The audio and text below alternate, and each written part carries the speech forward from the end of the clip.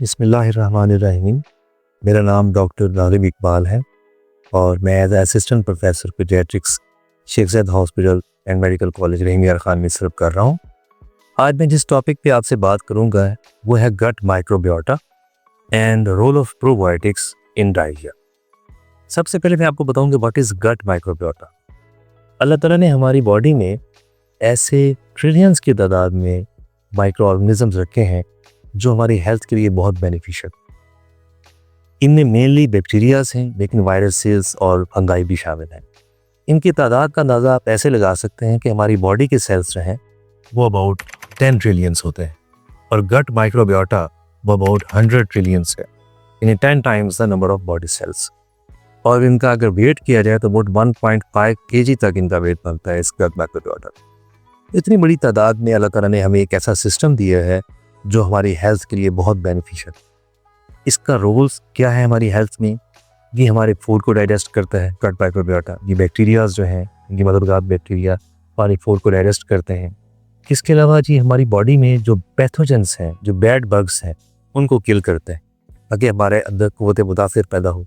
हमारी इम्यूनिटी को बहुत बूस्ट करते हैं। और इसका एक यूनिक रोल है गट ब्रेन कम्युनिकेशन। ये हमारी गट ब्रेन कम्युनिकेशन बेहतर करते हैं। इस तरीके से ये गट माइक्रोबियोटा हमें हेल्प करता है। अब हम यहाँ डिस्कस ये करेंगे कि वो कौन सी चीज़ें हैं जो हमारे गट माइक्रोबियोटा को डिस्टर्ब करती हैं।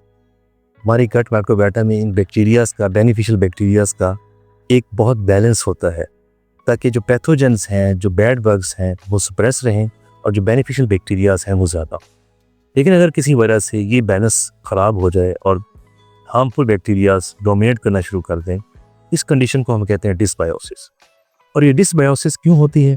ये हमारी अनहेल्दी ईटिंग हैबिट्स से, जैसे हम प्रोसेस्ड फूड खाएं, डिक्रीज फाइबर इनटेक हो, बाज़ार के जंक फूड्स, अनहेल्दी अनहाइजीनिक किस्म के फूड्स खाएं, तो उससे हमारा ये गट माइक्रोबियोटा डिस्टर्ब हो जाता है। इसके अलावा प्रोलॉन्ग यूज़ ऑफ एंटीबायोटिक्स से भी गट माइक्रोबियोटा डिस्टर्ब हो जाता है। और रिकरेंट इन्फेक्शंस वो भी गट माइक्रोबियोटा को डिस्टर्ब करती हैं। तो इन वजूहात से हमारा गट माइक्रोबियोटा डिस्टर्ब हो जाता है और फिर वो हमारी बॉडी में डिजीज़ कॉज करना शुरू कर देता है। इसमें जो मोस्ट कॉमन डिजीज़ हैं वो तो डायरिया है। अगर हमारी गट का ये माइक्रोबियोटा डिस्टर्ब हो तो डायरिया होना शुरू हो जाता है। लेकिन इसके अलावा और बहुत सी डिजीज़ के साथ इसकी एसोसिएशन की गई है। इसमें इसके अलावा skin problems like acne, psoriasis, उसका ताल्लुक है गट माइक्रोबियोटा के डिस्टर्ब होने से। इवन कि हमारे मूड का ताल्लुक भी है। अगर हमारा गट माइक्रोबियोटा डिस्टर्ब होगा, एंग्जाइटी और डिप्रेशन तक इससे हो सकता है। और इसके अलावा neurological problems, cardiovascular problems, lung के problems, asthma, COPD, diabetes, obesity, इन बहुत सी कंडीशंस के साथ देखा गया है अगर किसी का गट माइक्रोबियोटा डिस्टर्ब हो, उसको डिसबायोसिस हो जाए, तो ये प्रॉब्लम्स उनको होने का खतरा है। इससे हमें अंदाज़ा हुआ कि गट माइक्रोबियोटा अगर एक हेल्दी है, किसी पेशेंट का, किसी इंसान का गट माइक्रोबियोटा हेल्दी है, तो ना सिर्फ वो उसको डिजीज़ से बचाता है बल्कि ओवरऑल उसकी जो हेल्थ है उसको भी इम्प्रूव करता है। अब आप अगर किसी पेशेंट का, किसी इंसान का गट माइक्रोबियोटा डिस्टर्ब हो जाए, उसको डिसबायोसिस हो जाए, तो हम पीडियाट्रिक्स में जो मोस्ट कॉमन डिजीज़ देखते हैं वो है डायरिया। तो डायरिया दो तरह से होता है, या तो उसको इन्फेक्शियस डायरिया होगा, कोई इन्फेक्शन लगी, या बाज़ औक़ात एंटीबायोटिक एसोसिएटेड डायरिया भी होता है। प्रोलॉन्ग यूज़ ऑफ एंटीबायोटिक से डायरिया हो जाता है। और हमारे यहाँ डायरिया बहुत कॉमन है। WHO की रिपोर्ट के मुताबिक हर 9 में से 1 बच्चे की डेथ डायरिया से हो रही है। और हमारे मुल्क में, जो डेवलपिंग कंट्री है, डायरिया का प्रॉब्लम बहुत ज़्यादा है। सेकंड लीडिंग कॉज है डेथ की हमारे मुल्क में डायरिया। तो डायरिया को प्रिवेंट करना हमें बहुत ज़रूरी है। इसके लिए हम क्या कर सकते हैं, अपने पेरेंट्स को क्या बता सकते हैं? फिर डायरिया से प्रिवेंट करने के लिए वो बच्चों की सबसे पहले तो मदर फीडिंग को इंकरेज करें। वो mother feed is a source of probiotics, उसमें भी प्रोबायोटिक्स होते हैं। मदर फीड को इंकरेज करें। सेकेंडली जो वैक्सीनेशन है वो करवाएं। उसमें एक रोटा वायरस वैक्सीन है EPI शेड्यूल में, सारी वैक्सीनेशन कंप्लीट करवाएं। थर्डली बच्चे को हाइजीन के बारे में बताया जाए, पेरेंट्स को हाइजीन के बारे में बताया जाए। वो बाहर के जंक फूड्स ना खाएं, अनहेल्दी फूड्स ना खाएं, घर का साफ़ सुथरा खाना खाएं, फूड साफ़ हो, पानी की इंटेक, पानी साफ़ सुथरा हो, पानी उबाल कर इस्तेमाल करें। ख़ास तौर पे वॉशरूम के बाद, खाने से पहले साबुन से हाथ धोएं, नाखून काट के रखें। ये हाइजीन के बारे में जब बताएंगे, वैक्सीनेशन के बारे में और मदर फीडिंग के बारे में, इससे डायरिया कि काफ़ी केसेस हमारे मुल्क में कम हो जाएंगे। सेकंड जो है वो है antibiotic associated diarrhoea. Antibiotic associated diarrhoea basically long use of antibiotic से हो सकता है। ख़ास तौर पे कुछ एंटीबायोटिक्स कोमोक्सिक्लेव, क्लिंडामाइसिन, स्फेलोस्पोरिन्स, इनके साथ देखा गया है कि डायरिया ज़्यादा होता है। और अगर किसी को प्रोलॉन्ग यूज़ किया जाए तो डायरिया के चांसेस और ज़्यादा हो जाते हैं।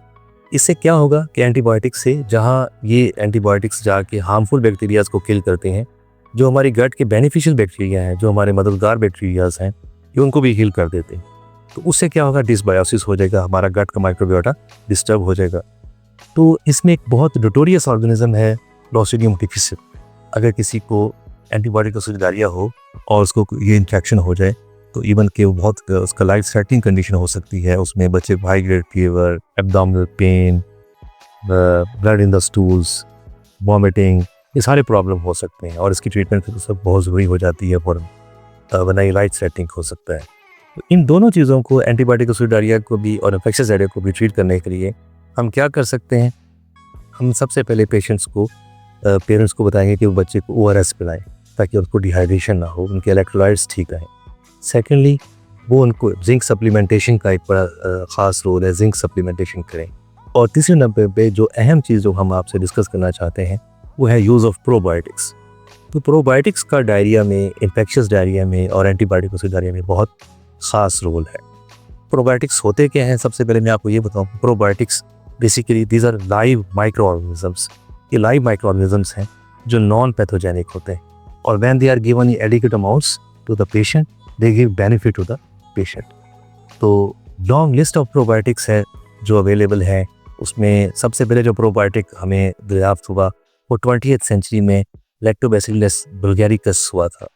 और ये ऐसे हुआ था कि बुल्गारिया के लोगों की देखा गया कि उम्रें ज़्यादा हैं, तो उनको रिसर्च की गई कि वो दही का इस्तेमाल ज़्यादा करते हैं, योगर्ट का। तो उसलिए भी उन्होंने लैक्टोबैसिलस बुल्गारिकस वहाँ से एक उसका दरियाफ्त किया। उसके बाद बहुत से probiotics, lactobacillus rhamnosus, lactobacillus reuteri, saccharomyces boulardii, bacillus clausii and bifidobacterium, एक long list of probiotics available है। तो ये सारे प्रोबायोटिक्स बेसिकली इनका जो फंक्शन है ये हमारी हेल्थ को बेनिफिट देते हैं। और डायरिया में ख़ास तौर पर इनका बेनिफिट ये है कि डायरिया में ये जाके जो हमारी इंटेस्टाइन की एपिथेलियम है, ये उसको एपिथेलियम को स्ट्रॉन्ग करते हैं। जब एपिथेलियम स्ट्रॉन्ग होगी तो टॉक्सिन्स जो है वो ब्लड के अंदर नहीं जा सकेंगे और वो पेशेंट जो है डायरिया से ठीक हो जाएगा। सेकेंडली, ये जाके हमारी गट में जो यूज़फुल बैक्टीरियाज हैं उनको बढ़ाते हैं, हार्मफुल बैक्टीरियाज को ख़त्म करते हैं, हमारी गट की इम्यूनिटी को बेहतर करते हैं। ये एक ऐसा टॉपिक है जो हमारी साइंस को अगले नेक्स्ट एरा में तब्दील कर रहा है। प्रोबायोटिक्स का रोल इन कैंसर, प्रोबायोटिक्स का रोल इन एजिंग, इसके बहुत ज़्यादा रिसर्च चल रही है। उम्मीद है कि आपको आज की इस वीडियो में गट माइक्रोबियोटा को, प्रोबायोटिक्स को और डायरिया को ट्रीट करने में प्रोबायोटिक्स का जो रोल है उसको समझने में हेल्प करी होगी। Thank you very much.